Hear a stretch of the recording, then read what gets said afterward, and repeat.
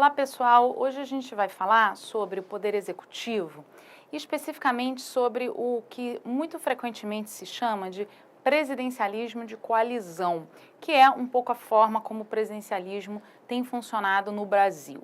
Quer dizer, o presidencialismo de coalizão, ele descreve um tipo de relação que se estabelece entre o Poder Executivo e o Poder Legislativo, que é como? Quer dizer, em tese, quando a gente pensa no presidencialismo, a gente pensa em o executivo e o legislativo e um controlando o outro por meio de controles recíprocos, né? Sobretudo o legislativo controlando o poder executivo. Não é dessa forma que o presidencialismo se organizou e se desenvolveu no Brasil nas últimas décadas. Quer dizer, na realidade, o poder executivo, ele governa e ele, enfim, conduz a atividade administrativa no âmbito do Estado, executivo de forma mais ampla, com o apoio da maioria parlamentar. Então, na verdade, há uma coalizão, e daí a expressão, entre o Poder Executivo e a maioria parlamentar, que, portanto, forma um bloco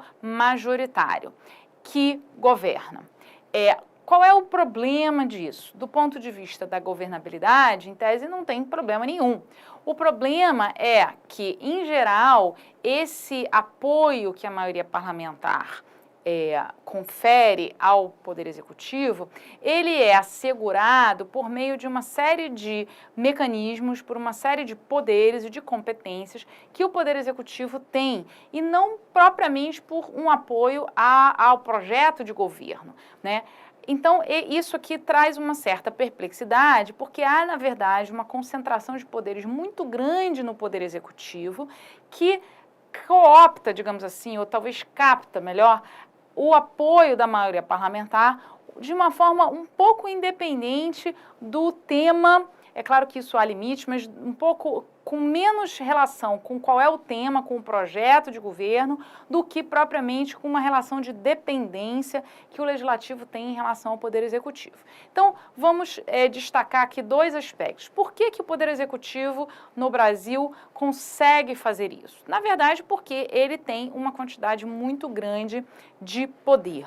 E esse poder a gente pode perceber em previsões da própria Constituição. Quer dizer, o Poder Executivo tem, por exemplo, iniciativa privativa legislativa em vários assuntos. Quer dizer, praticamente qualquer assunto que envolva a criação de órgãos públicos, a estruturação do Estado, depende da iniciativa legislativa do Executivo. Portanto, o Parlamento não pode iniciar essa discussão.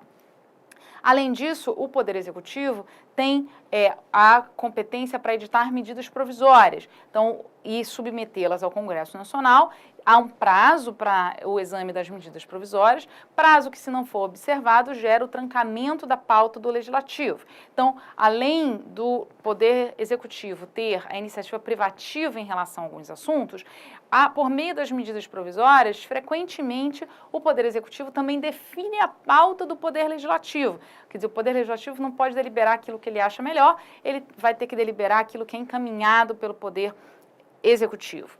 Além das medidas provisórias produzirem esse efeito de trancamento da pauta do Poder Legislativo, o próprio Poder Executivo diretamente pode pedir urgência aos projetos de sua iniciativa, e esse pedido de urgência gerará também um trancamento de pauta, um efeito sobre a pauta do Legislativo, que terá que necessariamente examinar os projetos do Executivo com prioridade. Portanto, o Poder Executivo tem uma influência sobre a atividade legislativa muito grande. Não é à toa que, nas últimas décadas, mais de 80% das leis que foram aprovadas tiveram origem no Poder Executivo. Quer dizer, as leis foram aprovadas pelo Legislativo, mas a sua origem é do Executivo. Então, essa é uma dimensão dos poderes que foram concentrados no Poder Executivo. Mas há uma outra dimensão, uma segunda dimensão. Quer dizer, de acordo com o sistema constitucional brasileiro e da forma como ele é compreendido, o orçamento, embora aprovado pelo Legislativo, ele é meramente autorizativo, ou seja, o Executivo pode ou não executá-lo, ele pode ou não gastar aquilo que o Legislativo previu, e ainda ele tem uma série de possibilidades de reorganização das despesas previstas, algumas inconstitucionais, mas que, no entanto, são adotadas com relativa frequência pelo Poder Executivo. Então, nessa dimensão muito importante de gasto do dinheiro público, embora o Poder Legislativo, enfim, em tese, né, é que tome essas decisões, no dia a dia é o Poder Executivo que vai decidir se vai gastar, como vai gastar e, em alguma medida, quando vai gastar, né? Portanto, isso tem uma consequência muito grande, porque o poder legislativo, ele, de certo modo, fica refém da decisão do executivo em relação à execução orçamentária.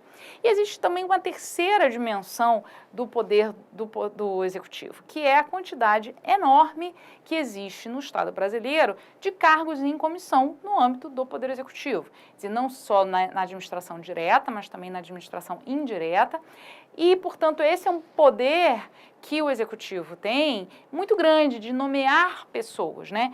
Esse poder de nomear pessoas acaba sendo um atrativo quase irresistível para os agentes políticos, para os parlamentares, para a sua base de apoio, de obter, enfim, espaço por meio desses cargos em comissão. Então, por meio desse conjunto de competências, dentre outras, que o executivo concentra, ele acaba tendo um poder muito grande que dificulta a capacidade do legislativo de fazer-lhe oposição. Quer dizer, a capacidade que o legislativo tem de se opor, de controlar o poder executivo, no sistema brasileiro, ela é bastante limitada, na medida em que esses poderes todos acabam gerando uma relação de dependência entre do legislativo em relação ao poder executivo.